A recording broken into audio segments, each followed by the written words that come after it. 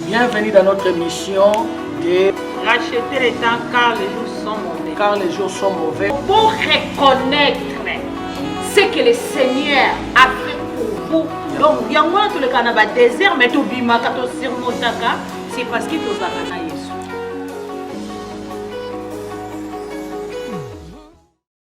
Bienvenue dans l'émission Nabiso ya Racheter les temps car les jours sont mauvais. Car les jours sont mauvais. Émission auto salaka pona comme melabino la parole de Dieu. Toko bondela. Nzambe to recommandé momo na maboko na yo. Pesa mutu moko makasi ya ko patienter ko landa matea oyo pona ebike e ko sunga mutu moko ko pesa mutu moko makasi. Merci éternel mon Dieu. Na kombo na Yesu Masia to bondele. Amen. Amen. Mama mati tozolo bela thème moko ya sika to bandengo lelo nzamba sunga biso to ke malembe. Thème wana ezali eye foi en Dieu. Zala na elikia epai na Nzambe. Kozala elikia epai na Nzambe elakisi avoir confiance que Nzambe wana akosala. Et puis Nzambe wana azosala. Parce que même si Nzamba na misu to mona ke kwa Nzamba osala te, Nzamba travaille toujours. Alors, maman dit ce qui diable a réussir, kolongola yo confiance pas Nzambe, azuivi na yo. Si le diable réussit à kolongola yo confiance pas Nzambe, toi na ba Nzambe belé maman mati oyo asimba ka Bible, akenda ka église, apriaka, mais azara na confiance en Nzambe te. Na munoko ki koloba mais na mutema ana confiance en Nzambe te. Ya mona soki likambo komele muke pa il faut ki mamba wa kena ko luka bato. Totanga l'histoire moko na kati na Bible na Marc chapitre 11 verset 22.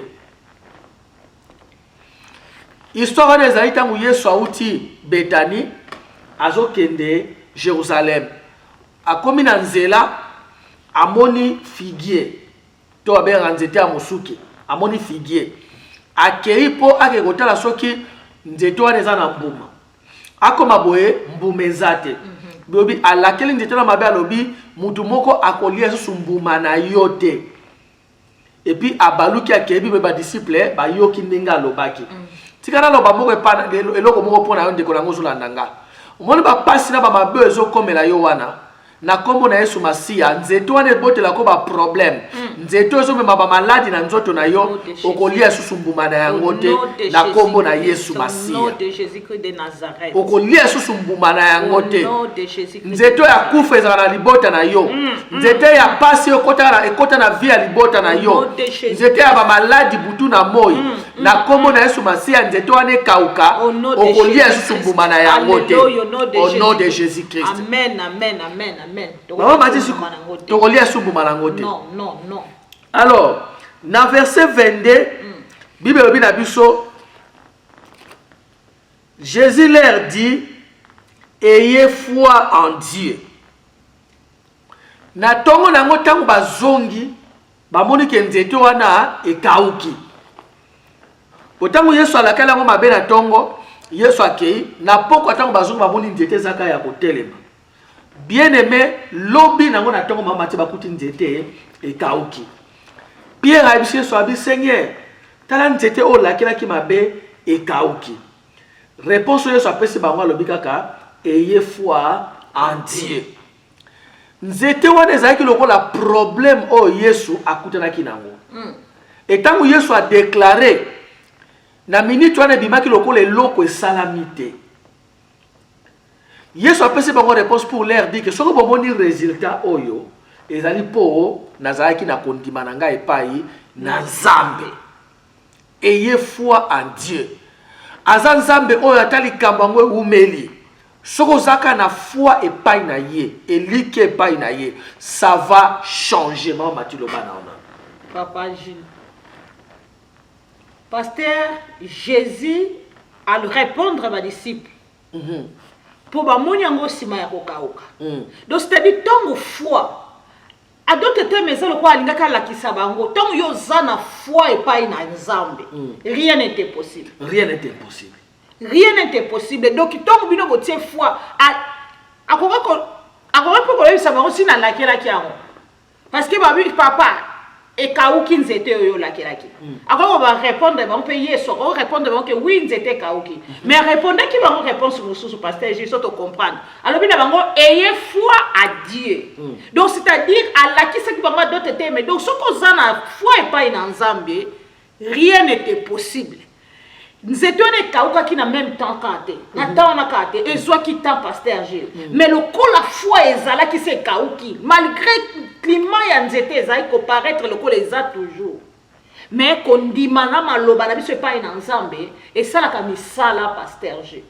Mama Mati yesu azalaki na capacité ya kotala nzete wana boye pabi anga aza na posa mbuma yo aza na mbuma te ndenge nini bota mbuma c'est ça mais asalaki yango mpo enseigner badisciple na ye ke il faut kozala na foi epai na nzambe lelo na miso no kozala na nzete ya maladi okozala na nzete ya pauvreté nzete ya souffrance moko nzete ekozala problème moko etelemi liboso na yo message oyo nzambe alingi alakisa lelo ezali ayez foi en Dieu tia eliki ano epai na nzambe po yesu asukaki wana te abina bango en vérité je vous le dis soki mutu alobi na ngomba oyo longwa wana pe bwakama na mai soki adute te mais à croire que loko azoloba ekosalema ekosalamela ye pe nyonso bozosenga epai na nzambe bondimake bozwi yango nsima nde bokomona yango.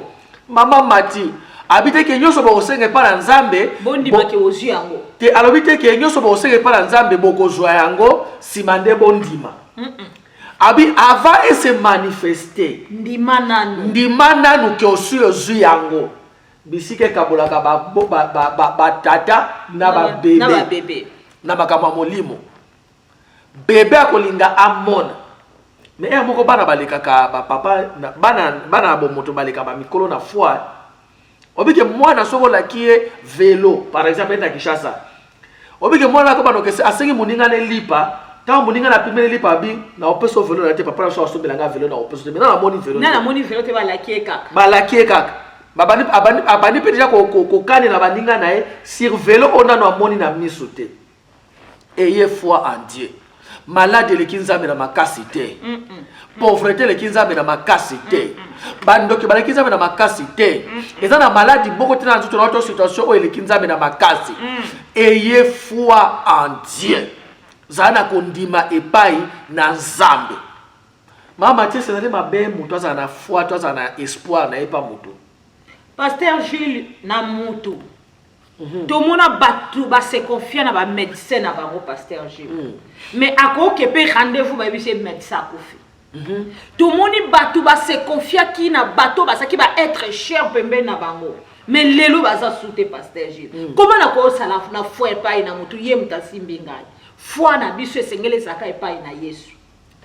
Dieu n'est pas un homme pour mentir, ni un fils de l'homme pour se repentir. Ce qu'il dit, il l'accomplit. Amen. Si quoi makambo on zamba lobaka na biso. Azana posa kate aloba. Soki nzamba lobi salaye confiance. Yomone Yesu azongisi ba disciple et pas une nzamba bi ayez foi en Dieu. Dans d'autres termes, formule muso esalami na eloko na nzeto te. Ezalaka foi on attaque pas nzambe et produit résultat. La foi en Dieu produit toujours maman bati loba na. Ah pasteur Gilles. Bibi sans la foi il est impossible. Ya ko plaire nzambe sans la foi. Donc tu vivras par la foi. Noé atongela ki nzambe. Arche na ye. C'est par la foi. Mais c'est par la foi que Noé a écouté la voix de Dieu. A mon écoute dans l'itanga. Non, pasteur. Est-ce que Arche on a joué 3 semaines et joie ba mbula. Pour tongango. Mais ben que Zambe oyo alobi. Akokisa. Parce que avoir foi en quelqu'un, c'est-à-dire qu'on croire na oyo mutuana alobi. Qu'on croire qu'il est capable ya ko réaliser alobi. Et loko nini ndeko na ngai Oh yozo kazaki nzamba ko réaliser te. Mususu pas pour une question pasteur, est-ce que nzamba lobi na ni maloba na ye? Ça c'est le livre de la promesse. Oh ndema kamuna nzambe nyonso eza na kati. Est-ce que loba ki yo ko sepela te? Est-ce que loba ki yozo taila yo ko kisabasoni? Non. Est-ce que loba ki na ndako na ye stérile akozala? Te. Est-ce que loba ki na ndako na ye mwasi motangi makila akozala? Te. Aloba ki nini? Est-ce que maladi aza incapable ya kobikisa yango? Nzamba loba ki yango te, aloba nyonso na maloba na ye. Alobi tout est possible à celui qui croit. Exactement. Maman Mati parce que guerre moko ba nzambe ba yebaka te na vie na bango, ezali guerre ya foi. O diable akosala, diable ayebi. Tolobaka ko na émission moko awa. Mutu oyo azanga foi azate to bota bakana ngona mupakano na mwana nzambe. Le problème c'est que mwana nzambe ata ngwe pa na nzambe mupakano ata ngona mokili. Mutu moko tazana avivaka ça la foi. C'est le diable a déplacé ka ba foi ya bato to kolobela ko pete projet pata to kota na profondeur. Aibisi bangwa lobi ayez foi en Dieu. Nzamba za jaloux. Soki owani ko tia like pa likolo ya eloko. Owani ko tia like likolo ya médecin ko leka nzambe, nzamba koloba tato tika lorsque médecin na yo asa adota la place boko suka. Pasteur, je me dis que Hollande biso alobi que donc tout ça rassure to confiance na l'hôpitalité oui, docteur nzambe mtape ça ki mayele. Mais seulement le qui sans nzambe liboso. Yé mtasa na makoki a ko utiliser docteur pour la guérison na yo. Dieu aime la guérison des gens. Yes. A eu ko utiliser n'importe quel moyen. Et ça na pas balobaka, les médecins soignent, mais c'est Dieu qui guérit. Ça dit nzamba lingi même avant qu'il n'est pas médecin. Bondela na nzambo a guérisaka. Alléluia. Yebisa nzambe, nzambe na tie elikia na ngai epai na yo. Simba loboko na mona ba pasteur ya minene. Osala ba campagne bato bazobika. Mais tango mwasi nazobela, nzamba yebisa ke na hôpital. C'est-à-dire Dieu peut te recommander. Mais ça ça mabete, kisi eza mabete. Mais tango zozwa kisi potala munoko na yo, bonde aloba nzambe na tie liki alobi ko nanga ko ute pai na yo. Tia loboko na liko na kisi oyo nazomela. Po mingi pe ba mela ba kisi me ba bikate. Pasteur Jito mona ba vidéo le kai muto ome a ka sa ome la kisi menzo ka azomela ba sete. Si moko boye mususu ba CTP. Siko yebi sangai. Nous vivons que par la foi. Toujours vivre na kondima na Yesu. Pourquoi? Parce qu'ils ont mis le côté qui ça peut-être on se rendre compte si n'ango tende konangai. Mais le col yo soit vie na yo pese pas na Yesu. Le col soit foi na yo pese en Dieu. Ozo mona biloko on peut l'équipe on comprendre peut-être peut mela ba ki ça pasteur. Peut-être peut mela ba ki so ezaki na ba sete. Peut-être to traverser ba moment o ba to ebele ba kita ba dinda na yango. Mais ce qui biso to zati lelo, c'est parce que to zo ka foi na biso to tia na ye o atika la bandi ko bundela biso na ba makambo yo o to za même pas na ba calcul na yango pasteur. Dieu est fidèle maman Mati. Nzamba za fidèle. Nazana Afrique na ngina voyager na ke Belgique. Nazo tazamba zo la kisanga na komi na Belgique. Neve na nga za na Belgique abwakeli ngai veste manteau. Na koma na aéroport pona voyager ba compliqué ngai. Nazongi na mi ensemble. Olobaki na nga na olakisi nga kutu na mutu abwakeli nga manteau. 2 ans plus tard, quand on a voyagé, on a dit que la veste, Nabia non, on a sina messé na Mali la Afrique Sud Belgique au Mali. Tant on a kota na za 20e na okende boy. Mali le betanga na kriya pena Mali même neve na ngawana alongo la veste manteau na ya lataki abwaki na bilata oyo comme ça ngala aussi porter mketo kota na sona voiture. Zambe aza fidèle. C'est qu'il dit il accomplit. Toutes les promesses de Dieu s'accomplissent avec un record de 100% d'exactitude. Bible bina mukana Josué, de toutes les bonnes choses que Dieu a dit aux enfants d'Israël, toutes s'accomplirent et rien ne resta sans effet. Non, rien. Abi nyoso ya malamu o nzamba lobaki na bana Israël. Akokisaki yango pe moko tetikala ki sans effet. Ko permettre diabala tsa ok non e ko simbate nzambaza ndeko nanga. Maman Mati, Jérémie 17 verset 5 le bina bisoni. Maudit soit à celui qui se confie à l'homme et qui prend la chair comme son appui. Comme son appui. abi alakela mama mbe mutu o atie likia na epai na mutu alongoli yango epa nzambe atango epa mutu.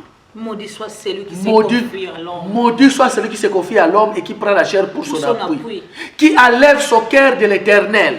Atango epai na mutu. Atango na biloko eketikala. Atango na kaka na oyo azomona. Alongoli yango epai na nzambe. Otali tellement déception leki. Otali tellement mususu bana mutu eze swayo. Otali tellement mususu classe problème eze tungisa yo. Otali tellement mususu foyer na zo bate na okende wapi. Olongoli elike epai na nzambe. Ozu elike na yo tali yango kaka nzambe na oluka solution ka na bato. Non, solution ko uta epai na bato te tozo ka foi to pese epai na ye o aloba akwatika biso te. Ayez foi en Dieu. En vérité, je vous le dis, na sona bosona ebisi bino.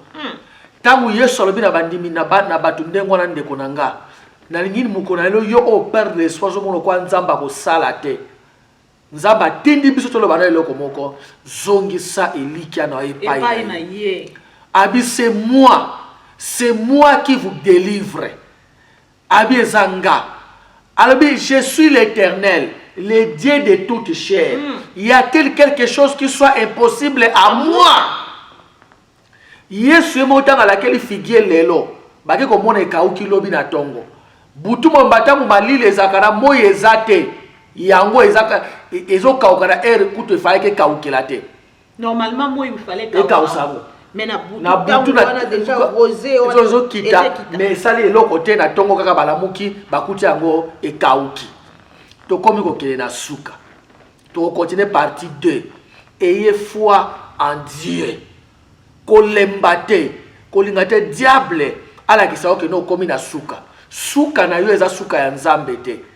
Eza makambo ebele to koloba awa. Pona kozongisa mitema na biso, nzambe na biso asalaka. Il est un Dieu de miracles. Zong sa foi paneba ki nazana nzamba solo Yesu Masia de Nazareth. Amen. Soki no pesa ya bomono para Yesu te.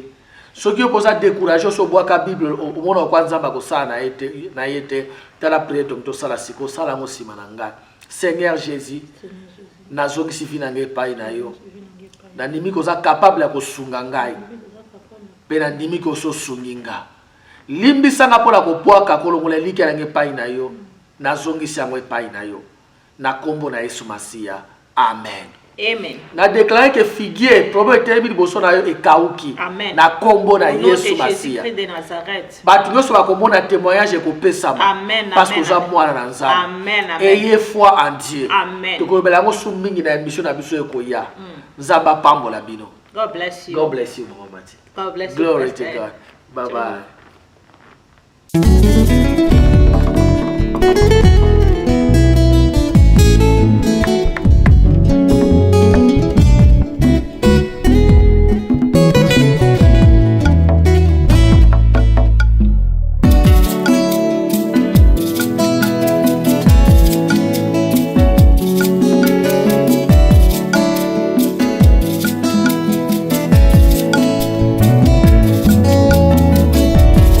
Ma Bible dit, tu es le chemin, tu es la vie, tu es la vérité. Nanyo alanda yo abunga nzela azalite. Yango ngai nalobi nakolanda nzela mosusu te. Nakolanda kaka nzela na yo Yesu. Nzela ekosaka te. Alléluia. Nzela mosusu te nakolanda